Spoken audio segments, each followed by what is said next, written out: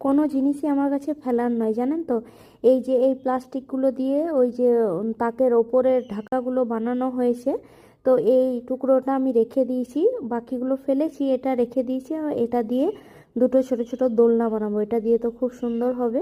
তো এভাবে এটা ছুরি দিয়ে কেটে নিচ্ছি, এগুলো প্লাস্টিকের হালকা পাতলা, ছুরি দিয়ে এমনি কাটা হয়ে যাচ্ছে। তো দু টুকরো করে নেব, দুটো দোলনা বানাবো, একটা আমার বাপের বাড়ির জন্য আর একটা আমার বাড়ির জন্য।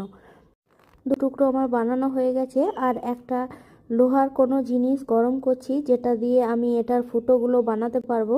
তো এই যে এই ছিটকানির এটা ছিল, এটা দিয়ে ভাবলাম ভালো করে গরম করে হয়ে যাবে। তো কি সুন্দর হয়ে যাচ্ছে দেখুন, একটু একটু করে গরম করছি। আর একটা কাপড় দিয়ে রেখেছি, ধরে রেখেছি, কারণ হাতটা পুড়ে না যায়। তো এইভাবে আমি একটা একটা করে এর মধ্যে ফুটো করে নিচ্ছি।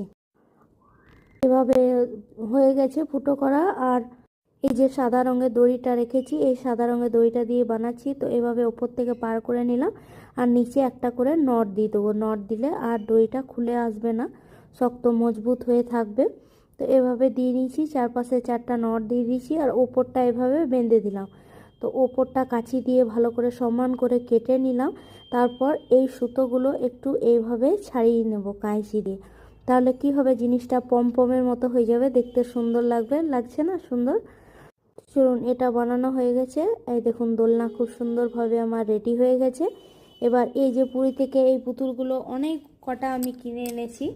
এগুলো অনলাইনে কত করে দাম নিচ্ছে আমি ঠিক জানি না। আমরা পুরী থেকে 80 টাকা করে নিয়ে এসেছি। তো 4টে করে পুতুল রয়েছে। আর এই ডবল সাইডার টেপ দিয়ে দেবো, যাতে পুতুলগুলো ছেড়ে পড়ে ভেঙে না আসে। তো যার জন্য এই টেপগুলো দিয়ে পুতুলগুলো সুন্দর করে বসিয়ে নেবো। এই টেপটা দিয়ে দিলাম। এবার ওপরের প্লাস্টিকটা ছাড়িয়ে নেব, আর এই পুতুলটাকে বসিয়ে নেব। এভাবে একটা একটা করে আমি 4টে পুতুলে বসিয়ে নেব।